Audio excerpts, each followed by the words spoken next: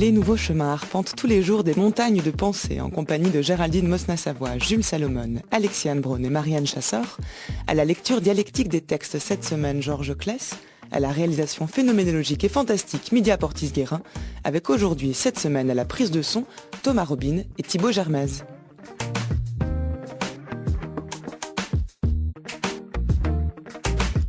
10h50, c'est l'heure à laquelle vous retrouverez François Nudelman pour son journal de la philosophie. C'est Jean-Claude Pinson qui viendra aujourd'hui vous parler de sa poétique avec un H après le T, paru chez Champvallon.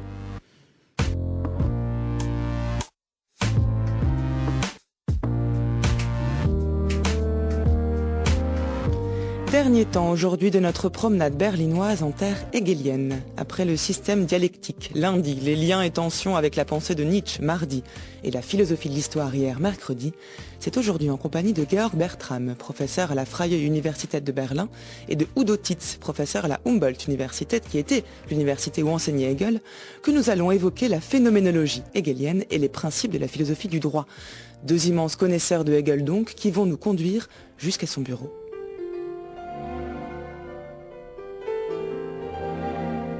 Le maître est la conscience qui est pour soi, et non plus seulement le concept de cette conscience.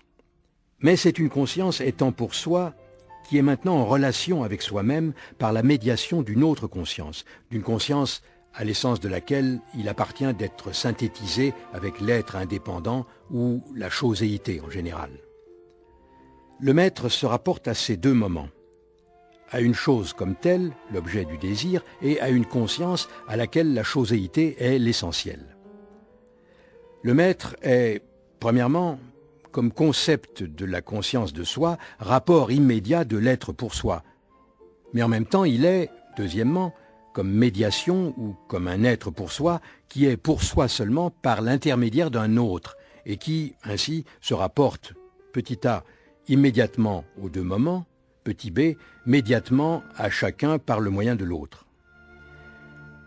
Le maître se rapporte médiatement à l'esclave par l'intermédiaire de l'être indépendant.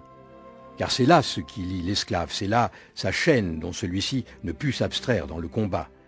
Et c'est pourquoi il se montra dépendant, ayant son indépendance dans la choséité. Mais le maître est la puissance qui domine cet être, car il montra dans le combat que cet être valait seulement pour lui comme une chose négative. Le maître étant la puissance qui domine cet être étant la puissance qui domine l'autre individu, dans ce syllogisme, le maître subsume par là cet autre individu. Pareillement, le maître se rapporte médiatement à la chose par l'intermédiaire de l'esclave. L'esclave, comme conscience de soi en général, se comporte négativement à l'égard de la chose et la supprime. Mais elle est en même temps indépendante pour lui. Il ne peut donc, par son acte de nier, venir à bout de la chose et l'anéantir. L'esclave la transforme donc seulement par son travail. Inversement, par cette médiation, le rapport immédiat devient pour le maître la pure négation de cette même chose, ou la jouissance. Ce qui n'est pas exécuté par le désir est exécuté par la jouissance du maître. En finir avec la chose. L'assouvissement dans la jouissance.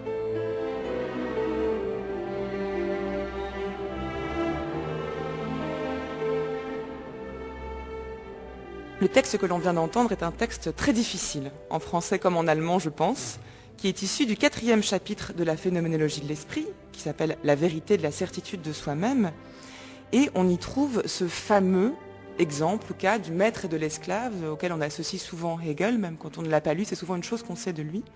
Et c'est un moment charnière, clé dans la pensée de Hegel, qui est très difficile à comprendre de par le vocabulaire, mais aussi de tous les présupposés que cela engendre.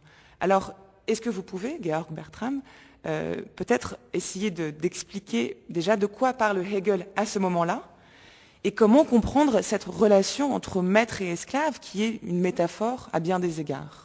Je pense au début, il serait bon de réfléchir de quoi il s'agit pour Hegel dans ce passage. Je pense, à mon entendement, que Hegel réfléchit surtout sur des relations de reconnaissance et comment elles doivent être pour que dans la société, elle réussisse. Und für Hegel ist es wesentlich, Et pour Hegel, je pense, il est essentiel que des rapports de reconnaissance soient symétriques pour avoir du succès, pour réussir. Und genau das Et justement, pour expliciter cela, il trouve une image de rapport asymétrique pour expliquer dans quelles conditions ces relations échouent. Und dieses Bild ist genau das Bild vom Herrn und Knecht. Der Herr, Donc justement, il prend cette métaphore du maître et de l'esclave, ou du maître et le valet, pour nous expliquer qu'il y a une asymétrie, que le maître fait travailler l'esclave et que l'esclave a un rapport qu'aux choses. also für den Herrn heißt Pour le maître, ça signifie qu'il n'est pas obligé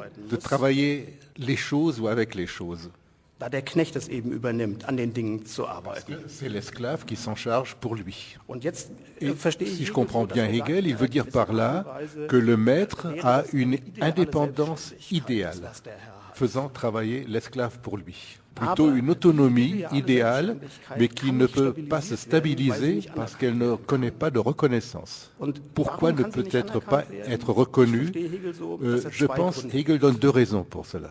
Der erste Grund ist, dass der Herr tatsächlich nicht an den Dingen Donc la arbeitet. première raison, c'est que le maître ne travaille pas lui-même sur les choses et ne devient pas visible en travaillant sur les choses. Und also diesen Gedanken könnte man jetzt noch etwas fortsetzen, dass man eben sagt, wir sehen daran aus Hegels Perspektive, dass Anerkennung nur stattfinden kann, wenn sie in einer On pourrait Gegenständlichkeit poursuivre cette idée et constater qu'il n'y a qu'une visibilité quand on travaille les choses, quand on travaille la matière. Der zweite Grund ist aus Hegels Perspektive, dass der Herr niemanden hat, der Et ihn deuxième raison, le maître n'a personne qui le reconnaît justement dans ce qu'il est.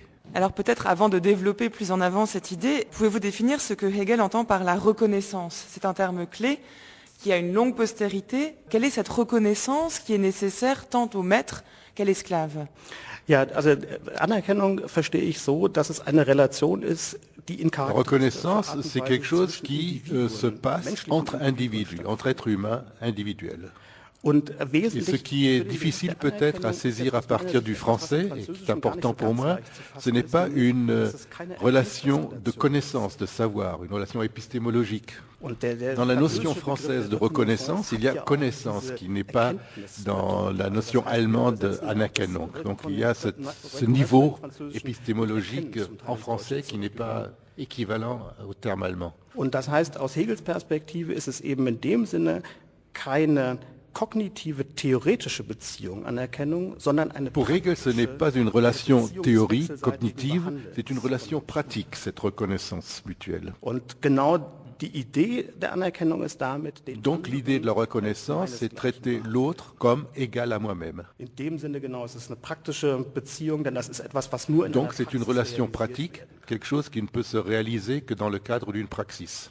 Mais dans le thème de la reconnaissance implique donc que chacun est égal, que autrui soit égal à moi-même, mais dans le meilleur des cas. Le terme même de reconnaissance exprime d'abord un désir pour un individu d'être reconnu par l'autre. Il y a un lien de passivité là qui émane d'un seul individu. Ja, ich würde Hegel so verstehen, dass er sagt, ein solches Bedürfnis nach Anerkennung kann man, oder eine Begierde Moi je nach comprends Anerkennung Hegel de la kann man façon eigentlich suivante, ce selbstverständlich désir de machen, bloß mit einer reconnaissance Anerkennungspraxis. ne se comprend qu'à partir d'une pratique. Und das heißt, im Individuum gibt es nicht eine Selbstständigkeit derart, Donc il n'y a dass pas von chez Anfang an das l'individu, Individuum dès le ein départ, une Bedürfnis, autonomie eine Begierde nach qui Anerkennung, explique un désir d'être reconnu.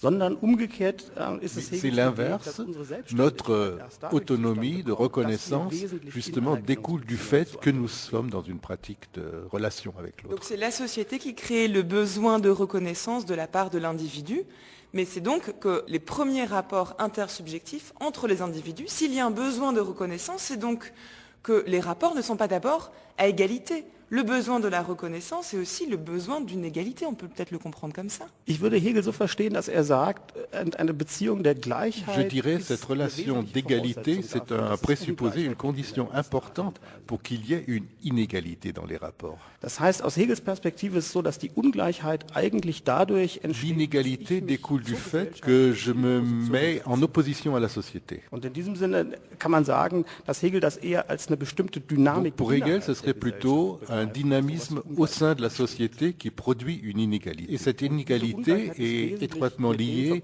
à ce qu'on pourrait appeler individualisation. L'individualisation se produit par le fait que je mette en question justement cette égalité qui existe par mon individualisation.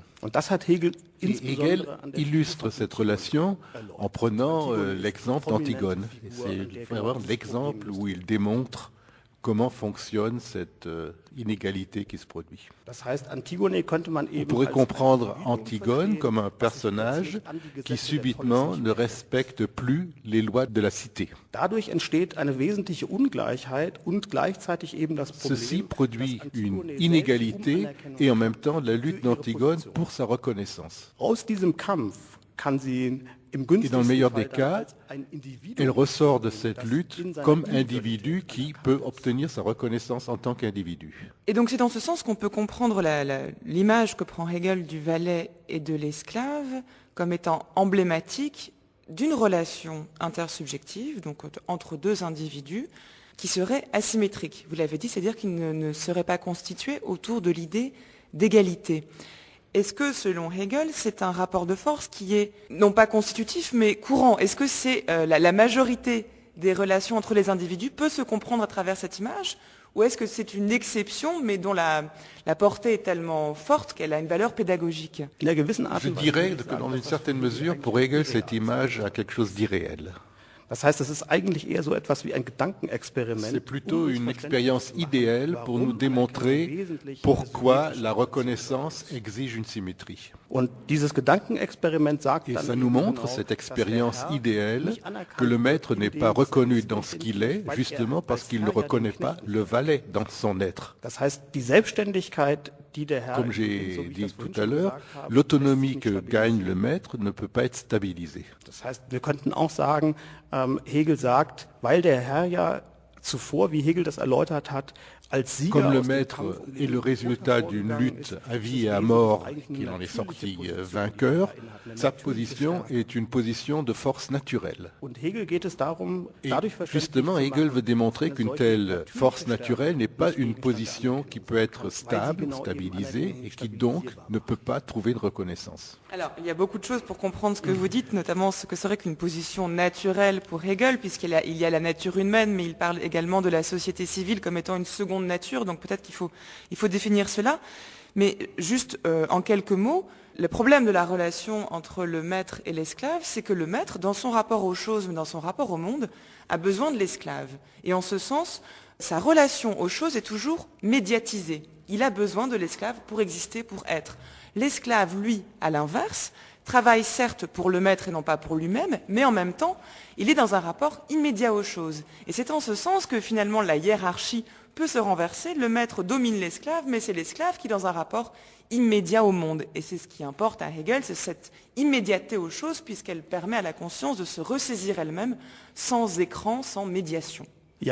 En effet, c'est le paradoxe qu'on constate. Au fond, Hegel dit que le valet, l'esclave, est dans une meilleure position que le maître. Et pourquoi le valet est-il dans une position meilleure ? Ich würde jetzt eher sagen, dass nicht mal in einer Unmittelbarkeit mit den Dingen verbunden ist, sondern eher in einer wirklichen. Je ne dirais pas qu'il est dans une position d'immédiateté, il est dans une position de médiation réelle avec les choses. Das heißt, der Herr hat eigentlich gar keine wirkliche Vermittlung. Le maître n'a donc pas de médiation avec les choses parce que la médiation elle-même n'est pas une chose. Et c'est donc par le valet qu'il passe forcément. Und das heißt, der Knecht arbeitet an den Dingen. Le valet, lui, travaille sur les choses, avec les choses, et ainsi il obtient une conscience de soi dans cette relation avec les choses. Das kann man am Beispiel zum Beispiel so sagen, dass man sagt, der Knecht. Pour l'illustrer d'une façon simple, le valet par exemple, il sait ce que c'est que le bois parce qu'il transforme le bois en chaise. Et en transformant le bois en chaise, en travaillant la matière, il sait lui-même, il apprend ce qu'il sait faire. Donc il se met lui-même dans une situation où, en exécutant son travail, il est dans une situation où il pourrait être reconnu. Mais cette reconnaissance ne peut pas venir du maître, parce que le maître ne reconnaît pas le valet n'étant pas au même niveau que lui. Und das heißt, dass Hegel sagt, es braucht Donc Hegel en conclut, le valet a besoin d'autres valets pour être reconnu parce que ces autres valets sont capables de reconnaître ce que fait le valet. Und das heißt, dass ich Hegel so verstehe, dass die Grundform einer Donc la façon dont je comprends Hegel, c'est que la reconnaissance, c'est une reconnaissance réciproque qui implique la reconnaissance de ce que nous faisons dans le monde. Und das heißt, dass wir zum Beispiel, wenn wir jetzt an sowas wie Handwerker denken, auf die gleiche Art Quand und nous Weise pensons aux artisans, l'autre fait des chaises et des tables comme moi je les fais et nous pouvons réciproquement nous reconnaître. Est-ce que ça veut dire qu'il faut faire les mêmes choses pour pouvoir reconnaître autrui? C'est-à-dire, est-ce qu'il peut y avoir de la reconnaissance dans des domaines qui ne sont pas identiques? Certes, d'autres menuisiers peuvent me reconnaître en tant que menuisier, mais quelqu'un d'autre qui aurait une autre profession peut aussi avoir un rapport de reconnaissance vis-à-vis de moi-même. Ja, also man könnte ja sagen, Oui, on pourrait dire dans la mesure où nous sommes tous impliqués dans une pratique et que nous nous reconnaissons mutuellement dans cette pratique globale dans laquelle nous sommes. Aber trotzdem in den grundlegenden Fällen sagt Hegel, sowas wie sich auf den anderen als seinesgleichen beziehen, braucht. Mais pour se référer à l'autre comme un égal, il faut avoir cette pratique sur les choses qui soit comparable. Mais alors, est-ce que de ça, on peut en tirer une analyse politique qui serait assez intéressante, puisque si la relation de hiérarchie entre deux individus implique du coup une absence de reconnaissance, mais aussi la relation entre deux différents domaines. Si on ne participe pas du même domaine de fabrication, alors la reconnaissance est difficile. Est-ce que ça veut dire politiquement que Hegel serait en faveur d'un régime qui essaierait d'abolir une forme de hiérarchie de manière à mettre en place une égalité entre tous les individus pour que la reconnaissance puisse avoir lieu? Also in einer gewissen Art und Weise kann man schon sagen, dass En effet, Hegel a été souvent compris comme ça et on peut comprendre ce passage sur le maître et l'esclave de cette façon. Il faut une égalité de base pour qu'il y ait reconnaissance. Und dann kann man natürlich trotzdem sagen, dass es auch wesentlich ungleich Mais on peut en même temps dire qu'il faut une certaine inégalité au sein de la société pour que les individus puissent trouver leur place. Mais là, vous parlez d'une égalité naturelle ou d'une égalité politique? Je parle d'une égalité politique ou je dirais plutôt d'une égalité sociale. Je pense que cette expérience idéale qu'il fait avec cette métaphore du maître et de l'esclave nous montre qu'il ne peut pas y avoir une égalité naturelle. Sur l'arrière-fond de nature, il n'est pas possible de reconnaître l'autre comme égal à moi. Il n'y a pas une égalité si on part de la nature dans le rapport à l'autre. Donc pour Hegel, plutôt, il faut des règles culturelles pour permettre que nous puissions nous reconnaître comme égaux. Il a trouvé pour cela un concept très intéressant pour exprimer que cette reconnaissance mutuelle, réciproque, exige des règles culturelles. C'est le concept de Sittlichkeit, donc morale en français, je pense. C'est difficile à traduire parce que ça comprend ou ça implique un état de règles culturelles. Donc avant d'en venir à ce concept de Sittlichkeit, donc éthicité selon les traductions, éthicité, substance éthique, en tout cas tout ce lien qu'il y a au sein de la société civile dans les individus qui leur permettent de corriger une inégalité naturelle, je veux juste pointer cet aspect-là. Si la reconnaissance est si importante chez Hegel, c'est bien parce que, c'est ce que vous venez de dire, il y a une inégalité de nature. Alors non pas en tant que dignité de l'homme, mais il me semble que cette inégalité de nature est à comprendre peut-être au sens de Machiavel ou de Hobbes, à savoir que finalement ce sont les plus forts ou les plus malins qui s'en sortent et qui arrivent dans la position de maître dans la société. Et c'est donc le rôle de la culture, de la société civile, même de l'État, que de réguler ces inégalités de manière à faire en sorte que, en tout cas politiquement ou civilement, les êtres humains puissent vivre à égalité. Et là, il est important, je pense, de comprendre l'anthropologie qu'il y a derrière ça. C'est cette inégalité de nature pour Hegel qui justifie une pensée de la reconnaissance. Moi, je comprendrais Hegel de la façon suivante. Il y a chez lui une rupture avec ces traditions du droit naturel. Et je pense que cette expérience idéale dont je parle, cette métaphore maître-esclave, ça montre que sur la base de la nature, des relations naturelles, des relations sociales, une société n'est pas possible. Und das heißt, ich verstehe Hegel so, dass sagt, in einer Gesellschaft ist es eben wesentlich. Dans la société, il faut des rapports où nous puissions nous reconnaître réciproquement comme égaux. Et une telle relation ne saurait se comprendre comme une correction d'une relation naturelle qui existe. Mais c'est une forme de relation sui generis, donc authentiquement propre à cette relation. Donc ce n'est que par des rapports sociaux, des relations sociales, que se développe le désir de reconnaissance réciproque. Donc dans son anthropologie, il dit au fond, l'être humain est un être culturel. On ne peut pas le comprendre à partir d'une forme de situation naturelle, ni sur la base de l'idée d'une inégalité naturelle. Donc la distinction entre un homme à l'état de nature et un homme à l'état culturel ne tient pas chez Hegel. C'est ça, la culture est d'emblée une donnée naturelle en réalité. Moi je le comprends ainsi, de l'état naturel, il n'y a aucune voie qui mène à l'état de culture. Donc conceptuellement aussi, en recourant à une idée d'un état naturel, on n'arrive pas à comprendre un état culturel de la société. Et justement, c'est par cette expérience idéale de maître et esclave qu'il veut démontrer ceci. Et il est important peut-être aussi de préciser tout de suite qu'en français, il y a une ambiguïté qui subsiste autour du terme esclave, puisque Knecht en allemand signifie à la fois le valet et l'esclave. Et en français, les deux sens sont quand même bien distincts, puisque la notion d'esclavage est quand même différente de celle de domesticité entre un maître et son valet. Est-ce que cette ambiguïté-là est présente au sein du terme allemand, ou en faveur de quel terme est-ce que vous trancheriez, Georg Bertram, puisque les traducteurs français proposent les deux? Ich finde das schwierig zu sagen, weil ich in einer gewissen Art und Weise sagen würde, das ist doch sehr stark ein Kunstwort Hegels, auch im Deutschen. C'est difficile à trancher parce que je dirais que le terme allemand que Hegel emploie quand il parle des Knecht, c'est quand même un terme assez artificiel. Quand on parle en allemand de Knechtschaft, de servitude, ça serait plutôt à situer dans un régime féodal. Mais il est clair d'autre part que Hegel ne pense pas à un système féodal, qu'il a plutôt en tête l'Antiquité et les rapports maître-esclave, donc de l'Antiquité. Mais ce problème de traduction dépasse largement d'ailleurs un simple problème de traduction, puisque derrière ce qu'on entend par Knecht, par valet ou esclave, se trouve tout l'intérêt de cette image-là.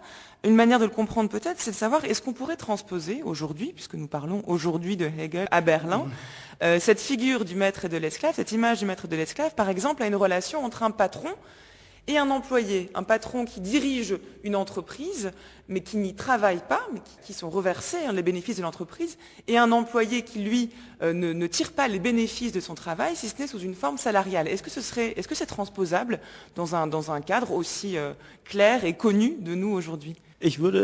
La façon dont je comprends Hegel ne permet pas, selon moi, de transposer directement cette métaphore à notre situation actuelle. Das heißt, ich würde schon sagen, dass es genau wichtig ist, erstmal dieses Moment eines Gedankenexperiments verständlich zu machen. J'insisterai sur l'idée qu'il s'agit là d'une expérience idéale ou théorique et qu'il emploie des personnages qui sont des personnages fictifs, inventés. C'est pas... Das heißt, dass Hegel erstmal darauf... Pour Hegel, l'important, c'est d'abord de mettre au clair des concepts et pas d'expliciter des relations sociales.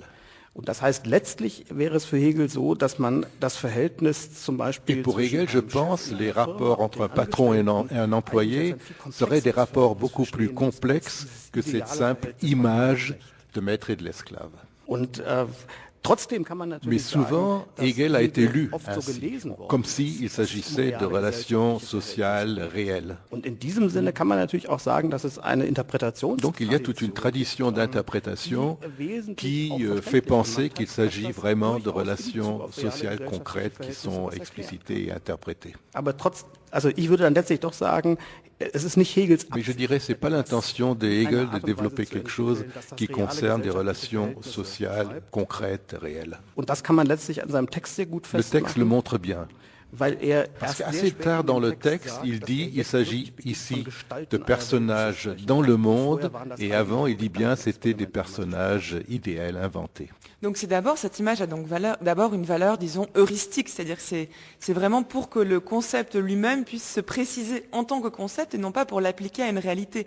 On est là dans tout ce qu'on appelle l'idéalisme de Hegel, où c'est d'abord la philosophie qui essaye de se définir elle-même. Oui, en effet, il s'agit d'abord de mettre au clair pourquoi nous sommes des êtres qui sont essentiellement des êtres autoconscients. Alors qu'est-ce que ça veut dire autoconscient? Das will erstmal heißen, dass wir wesentlich Verständnisse von uns C'est-à-dire, nous avons une compréhension de nous-mêmes. Und das ist für Hegel eine konkrete Idee, anders als Et für pour Kant. Hegel, il s'agit là d'une idée concrète, à la différence de Kant. Kant hat ja die Idee gehabt, dass der Mensch wesentlich bewusst Pour Kant, l'être humain est un être conscient dans le sens que tout peut être accompagné par un « je pense ». Und für Hegel lässt sich diese Struktur Et pour Hegel, nur cette als structure eine n'est pensable que konkrete comme historische structure historiquement concrète. Und das heißt, dass es aus Hegels Perspektive darum geht zu sagen, wir sind in dem Sinne selbstbewusste Pour Hegel Wesen, donc, nous sommes dans la mesure conscients de nous-mêmes, que nous développons des pratiques nous permettant de devenir conscients de nous-mêmes. und in dem Sinne kann man nochmal auf Et diese là, on peut revenir à la métaphore du maître et de l'esclave. man kann Hegel auch On peut dire, d'une certaine façon,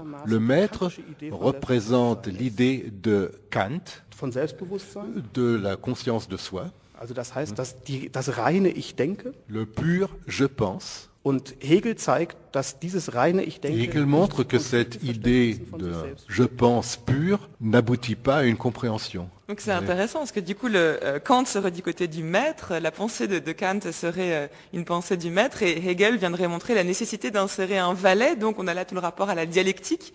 Chez Hegel, c'est la différence entre Kant et Hegel, hein, que Kant pour qui la dialectique est nécessaire mais ne produit pas la connaissance, au contraire chez Hegel c'est la dialectique qui va permettre d'arriver non seulement à la connaissance mais à la conscience de soi, comme vous l'avez dit. Weil Kunst für Hegel genau eine derjenigen Praktiken Pour Hegel, l'art est une des pratiques qui nous permet d'obtenir une conscience de nous-mêmes. Und das heißt, in diesem Sinne ist Kunst eine der Arten und Weisen, C'est pour Hegel une façon de développer concrètement ce « je pense » abstrait à travers l'art. Donc l'art serait un moyen pour la conscience de se développer. Est-ce que c'est uniquement pour le créateur, pour celui qui produit une œuvre d'art, ou pour celui qui la regarde, ou pour celui qui, comme Hegel, se situe à la fin de l'histoire de l'art et retrace l'évolution de l'art au sein de son histoire? Comment est-ce qu'on comprend ça, cette importance de l'art pour la conscience de soi?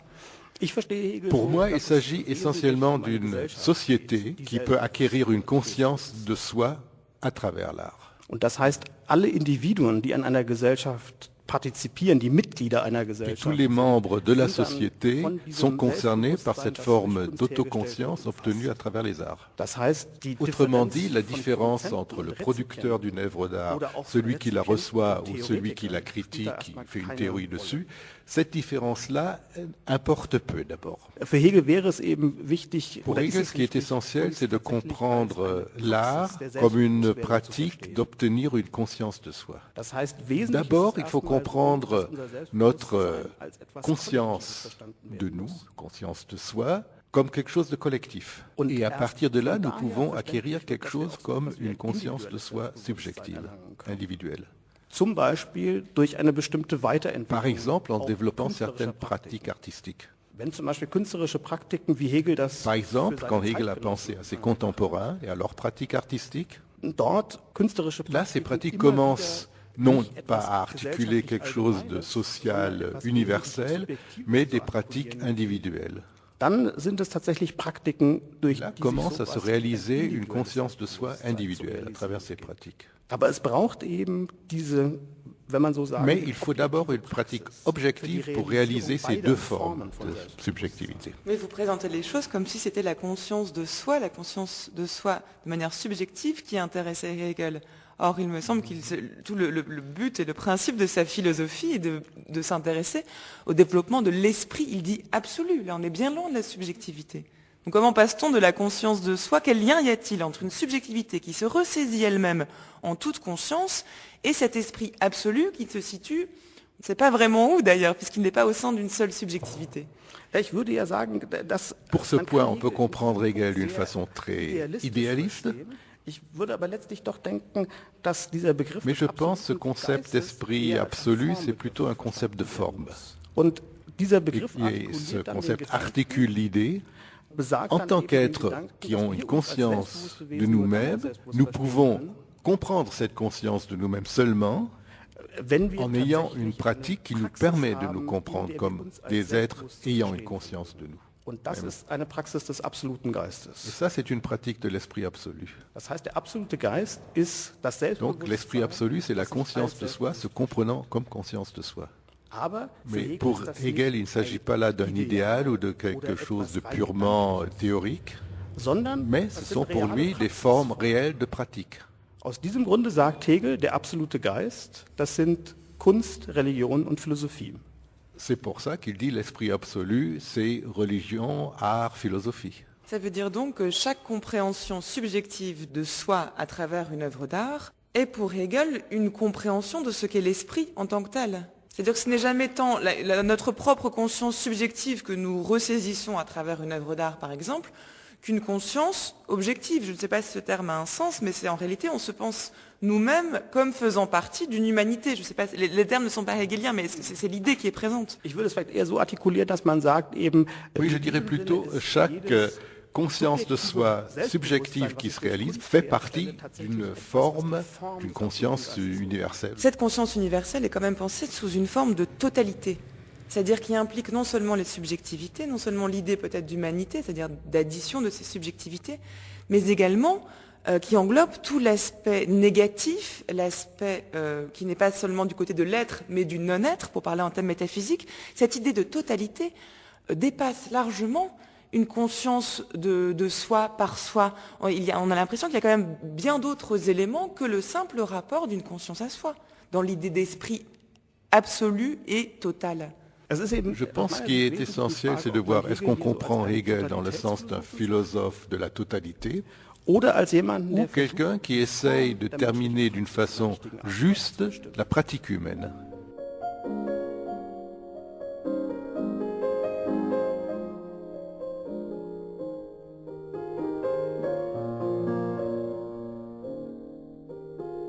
Ce qui est rationnel est effectif, et ce qui est effectif est rationnel.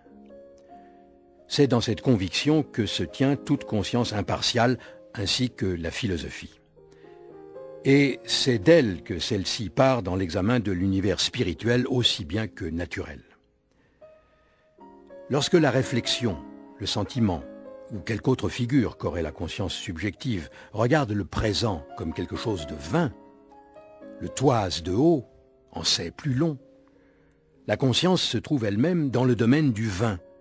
Et parce qu'elle n'a d'effectivité que dans le présent, elle n'est ainsi elle-même que vanité. Réciproquement, lorsque l'idée passe pour n'être qu'une idée, qu'une représentation d'un acte opiné, la philosophie accorde au contraire le discernement de ce que rien n'est effectif sinon l'idée. Il importe alors de connaître, dans l'apparence de ce qui est temporel et passager, la substance qui est immanente et l'éternel qui est présent.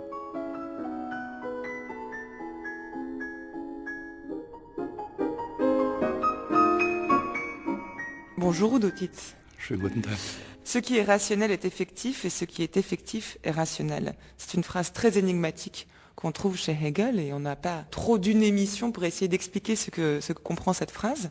Mais je précise tout de suite que cette phrase se trouve dans un ouvrage de Hegel intitulé Principes de la philosophie du droit, qui a été publié à l'automne 1820. Ce livre est le 4e des grands écrits systématiques publiés par Hegel. Et c'est l'œuvre d'un universitaire âgé de 50 ans qui est enfin au sommet de sa notoriété à Berlin. Très juste, et cette phrase qui vient de l'introduction à la philosophie du droit, c'est peut-être même la phrase la plus célèbre de Hegel. C'est peut-être aussi la phrase sur laquelle aujourd'hui encore se distinguent les esprits, se séparent les esprits. Il y a les uns qui, immédiatement après l'apparition de la philosophie du droit, ont été très critiques et ont dit ceci exprime un positivisme. De Fries à Karl Marx, ils étaient tous d'accord pour dire que Hegel, ici, fait une légitimation de l'État prussien.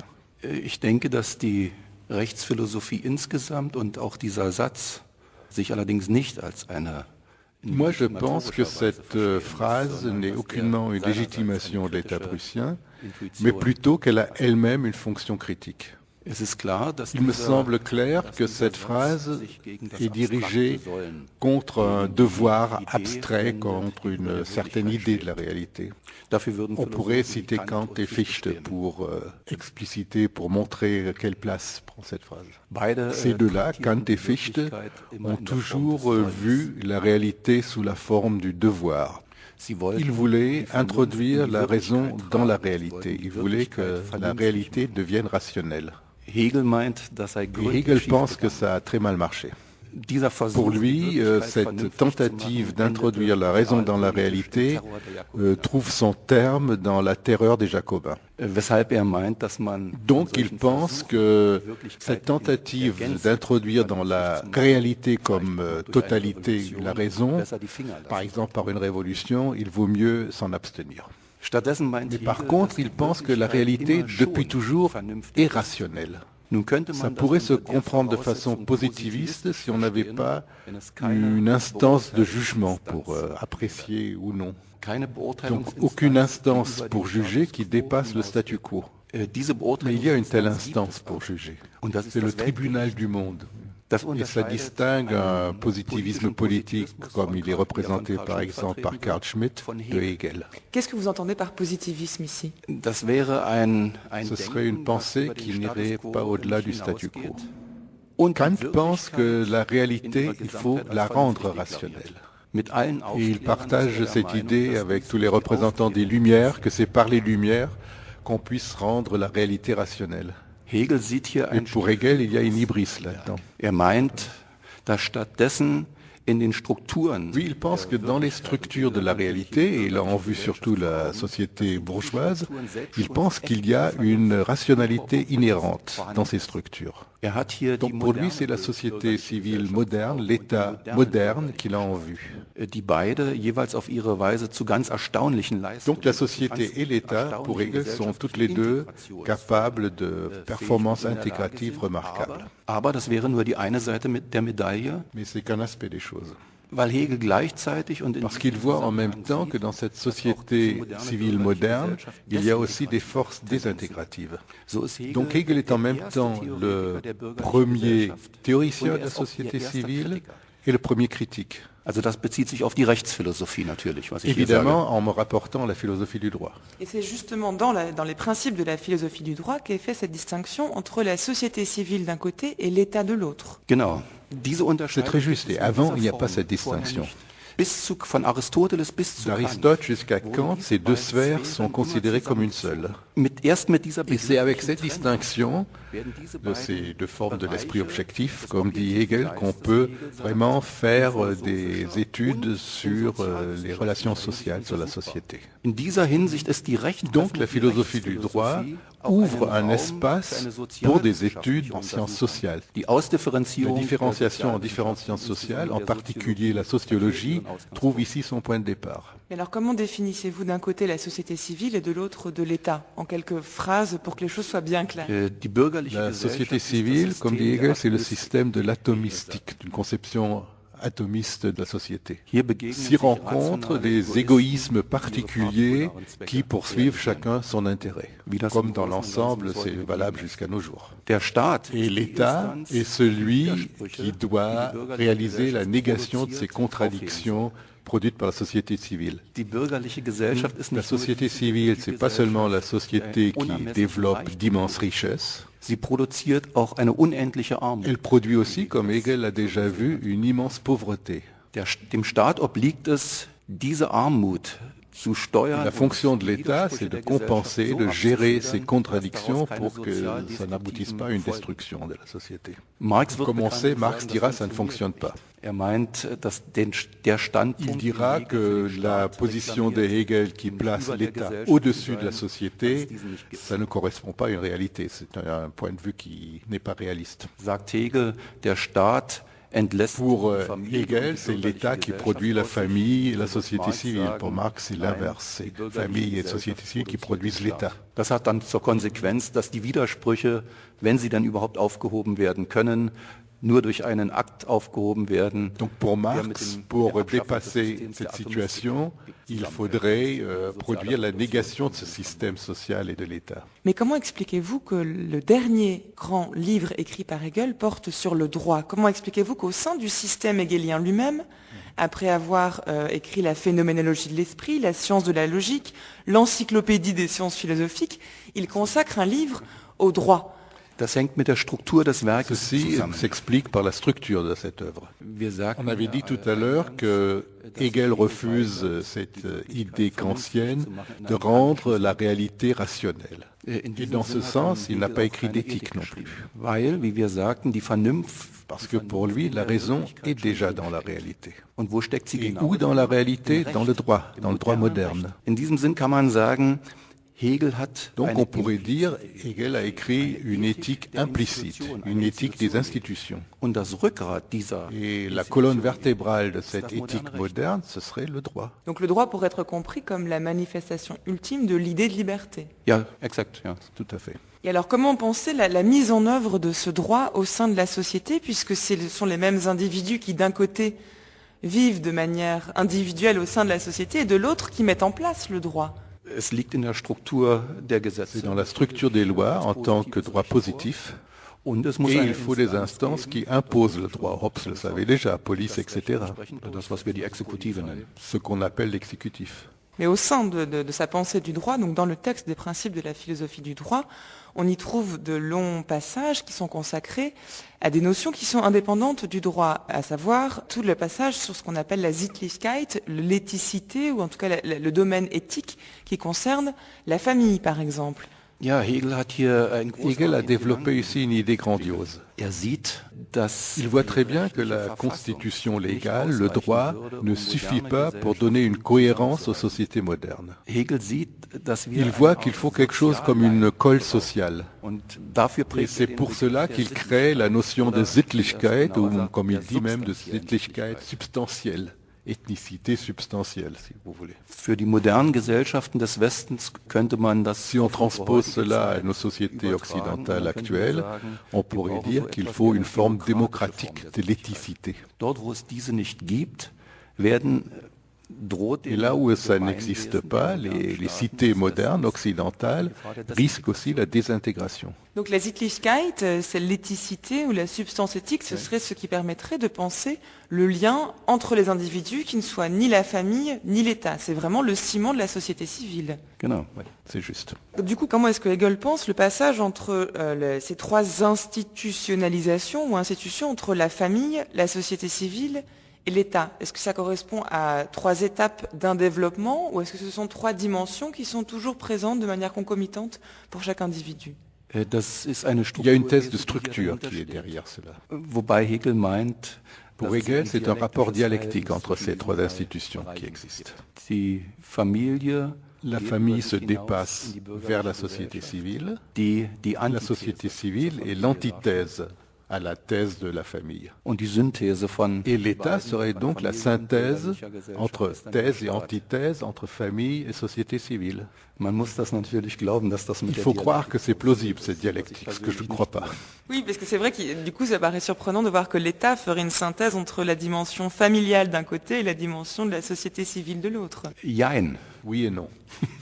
In einer Hinsicht natürlich nicht, da hat Hegel sicher dem Staat D'une part, certainement, Hegel demande trop à l'État. der Staat steht nicht in der Weise über der bürgerlichen L'État n'est pas Gesellschaft, au-dessus de la société pour être capable de dépasser toute cette contradiction que produit la société civile.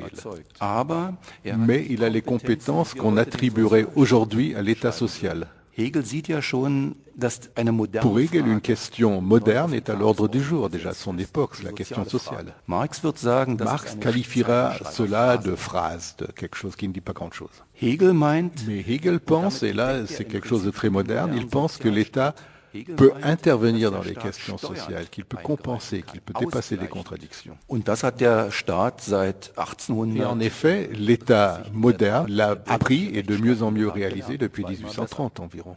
bei aller berechtigter Kritik Cet État a appris à pacifier les forces désintégratives de telle façon que l'ensemble n'éclate pas. Et de ce point de vue-là, je trouve la réponse d'Hegel est plus convaincante que celle de Marx. Mais est-ce qu'on ne peut pas faire le reproche à Hegel étant donné la place qu'il accorde à l'État au sein de son système philosophique, du coup d'être du côté d'un État extrêmement autoritaire qui, sous prétexte ou au nom d'une égalité qu'il viendrait rétablir au sein des individus, serait d'ordre plutôt tyrannique, disons? Non, parce que le droit qui est institutionnalisé ici, c'est le droit moderne. C'est un droit de division, de séparation. Un droit qui nous permet de vivre nos folies individuelles comme nous le voulons. L'État ne s'intéresserait pas à cet aspect-là. L'État crée un cadre. Innerhalb dessen wir im gebührenden Abstand unsere privaten Wünsche realisieren und ansonsten natürlich als Mitglieder dans le cadre duquel nous poursuivons nos intérêts égoïstes. Et il faut bien pourtant que ce cadre prenne une forme qui soit définie. Il ne suffit pas d'avoir une notion abstraite de ce qu'est l'État pour en penser l'effectivité, justement. Oui, ça, c'est la forme de l'État bourgeois de droit moderne. Der bürgerliche Staat ist ein Staat, der Rechtsprinzipien verwirklicht. L'État bourgeois est un État qui a réalisé des principes universalistes de droit. Et ce sont des principes de droit, des principes juridiques qui recourent à des principes éthiques. Et ces principes-là peuvent être qualifiés d'universalistes s'ils répondent à un test universaliste, une épreuve. Comme l'a fait Kant, par exemple, avec son impératif catégorique. Ou comme le font aujourd'hui John Rawls ou Habermas. Et quelle est-elle, cette épreuve de l'universalité? C'est un procédé philosophique très compliqué. C'est un principe qui dit qu'il est universaliste, dans la mesure où chaque sujet qui est soumis à ce principe devrait pouvoir y répondre. Et ce qui est important, c'est le subjonctif. Parce que nous savons factuellement, par l'expérience historique, que les sujets ne se soumettent que rarement à ces principes de droit. Dans les pires cas, c'est le peuple qui, sur la place du marché, vote. Et nous avons en Allemagne l'expérience de 1933, où c'était un vote néfaste.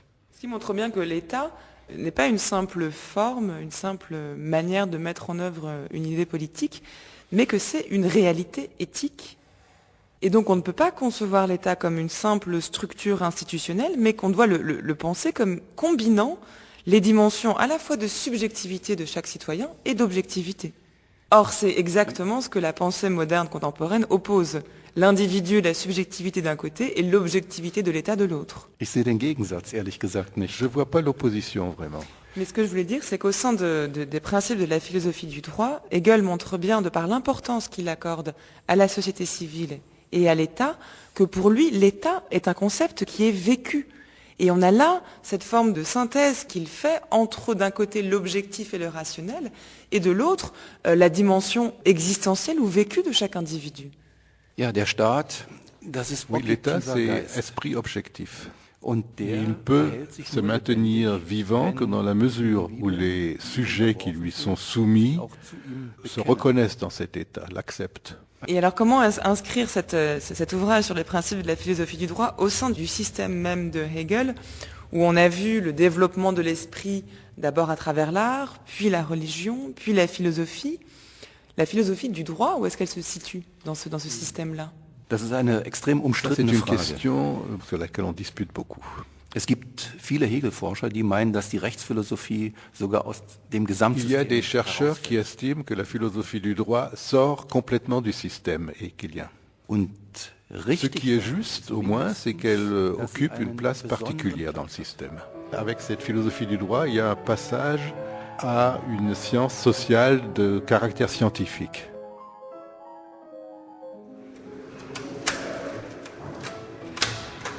Donc dans le bureau de Hegel, on voit le bureau de Hegel lui-même, qu'on peut toucher, et au-dessus, un tableau où est représenté Hegel à ce même bureau, avec cette citation donc. À son Excellence Monsieur le ministre d'État Signé. et conseiller secret Goethe.